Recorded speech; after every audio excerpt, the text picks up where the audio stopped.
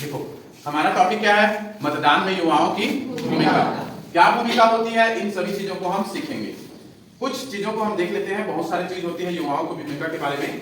देखो सबसे पहले तो हम स्टार्ट करते हैं आपके क्लासरूम से। आप जब क्लासरूम में होते हो तो आपके क्लासरूम से ही मॉनिटर बनाने की एक परंपरा हमारे इंडिया में चली आ रही है ना।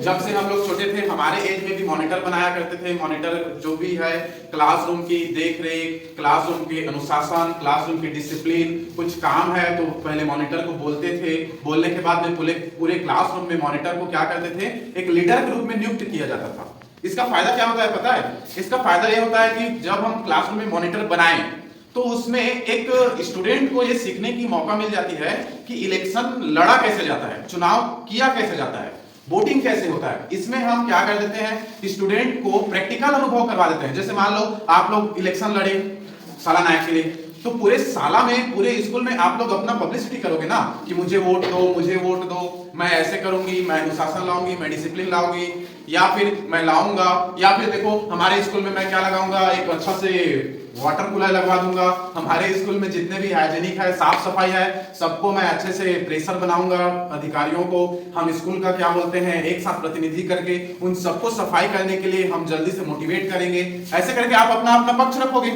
तो यही काम तो इलेक्शन में भी होता है। देखे होंगे टीवी वगैरह में जितने भी नेता हैं, मंत्री हैं, अपना अपना पक्ष रखते हैं, अपने अपने भाषण देते हैं, मैं ये करवाऊंगा, मैं ऐसे करवाऊंगा, करते हैं ना। तो इस चीज को आप कहां से सीख लिए? स्कूल से। स्कूल के बाद में बाकी जो इलेक्शन में खड़े नहीं हुए हैं वो सब डिसाइड करेंगे कि हाँ हम इसको वोट दें या इसको वोट दें, ये भी मेरे अपने हैं, ये भी मेरे अपने हैं, तो दें तो किसे दें। तो इसमें वो लोग सीखते हैं कि हम किसको देना है।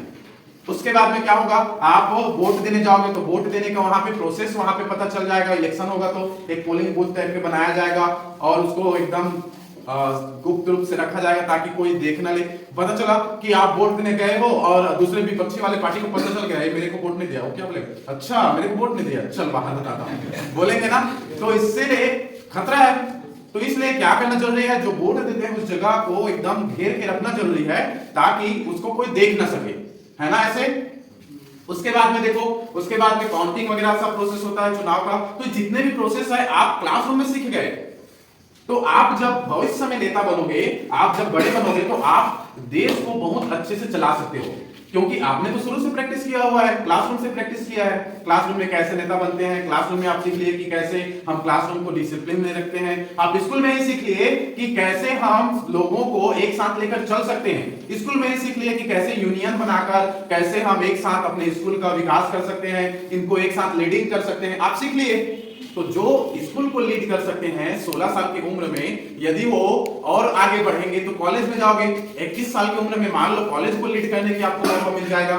फिर मान लो जब आपके में इतना लीडिंग करने की क्षमता आ जाएगी तो आपको नहीं लगेगा कि मैं तो स्कूल में चुनाव लड़ा, कॉलेज में चुनाव लड़ा, लीडिंग भी किया, तो मैं तो अच्छा नेता बन सकता हूं।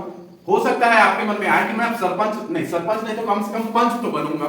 तो आप पंच में भी इलेक्शन लड़ लिए और आपको तो एक्सपीरियंस है कि कैसे स्कूल में लोगों को अपने साइड लिया जाता है, कैसे लोगों को क्या कहते हैं एक साथ लेकर चला जाता है, आपको एक्सपीरियंस है।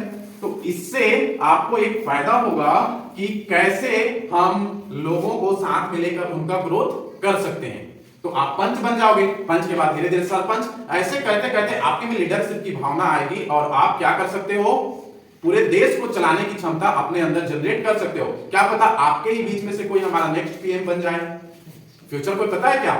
इसने सोचा था कि नरेंद्र मोदी पहले जो चाय बेचा करते थे उनके ही अनुसार वो आज देश को चलाने वाला बनेंगे। सिर्फ चला नहीं रहे, पूरे दुनिया में अपना भारत का पूरा गुणगान करवा रहे हैं। पता है आज भारत सबसे बड़े शक्तियों में से एक शक्ति के रूप में देखा जा रहा है। क्यों? क्योंकि एक अच्छा नेता है। क्या पता आप भी जब नेता बन के जाओगे तो पूरे भारत को अच्छे एक ग्रोथ में लेकर जा सको, है ना। तो उसकी शुरुआत कहां से होगी? अभी से। तो इसीलिए ये जितने भी मॉनिटर वगैरह स्कूल में क्लासरूम में करवाया जाता है कि आपके में लीडरशिप की भावना उत्पन्न करने के लिए होता है। दूसरा, आप मतदान भी करना सीखोगे। यहाँ पे कैसे मत देना है, किसको हम चुनेंगे, किसको नहीं चुनेंगे, आप इसको भी सीखोगे। युवाओं की भूमिका क्या होगी? आप शिक्षित हो, शिक्षित होने के बाद आप डिसाइड कर सकते हो इसको दें कि इसको ना दें। पता चलता है हमारे आसपास, आपने देखा होगा जब चुनाव होता है तो क्या करते हैं, ये हमारे जाति का है, हम इसको वोट देंगे, भले ही ये अच्छा से जाने या मत जाने। सामने वाला पार्टी, अरे तो दूसरे जाति का है, इसको नहीं देंगे, दूसरे जाति का हम क्यों देंगे, ऐसे हो जाता है। लेकिन आप शिक्षित हो तो ये सोचोगे ये हमारे जाति का हो या मत हो, पढ़ा लिखा है, अच्छा से लोगों को क्या कर सकते हैं, लीड कर सकते हैं, तो हम इसको वोट देंगे, ना कि जो कार्य नहीं कर सकते उसको देंगे। मतलब कि जो काम कर सकते हैं उसको वोट देने का आप क्या करोगे, डिसीजन लोगे। ठीक है, तो ये आपके में भावना उत्पन्न होगी। तो कुछ इस प्रकार से हम ये जो युवाओं की भूमिका है उसको हम डिसाइड कर सकते हैं कि कैसे हम अपना देश दुनिया को चला सकते हैं, साथ ही साथ कैसे हम लोगों को जागरूक कर सकते हैं। ये आपकी भूमिका है। ठीक है, और सबसे ज्यादा इंपॉर्टेंट क्या है कि 100% आप टारगेट लगाओ कि वोट को किया जा सके।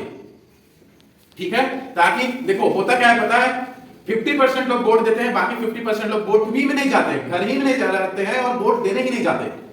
उसका नुकसान क्या होता है पता है, जो उस पद का लायक नहीं होता वो ही क्या बन जाते हैं, नेता मंत्री बन जाते हैं, और जो लायक होते हैं वो नहीं होते। क्या पता जो बाकी 50% बचे हुए थे वो हारने वाले पार्टी को वोट देता तो जीतते कि नहीं, जो लायक था उसको। इसीलिए सब कोई वोट देने के लिए आप लोग प्रेरित कर सकते हो। तो कुछ इस प्रकार से हमारा युवाओं की भूमिका थी। ठीक है।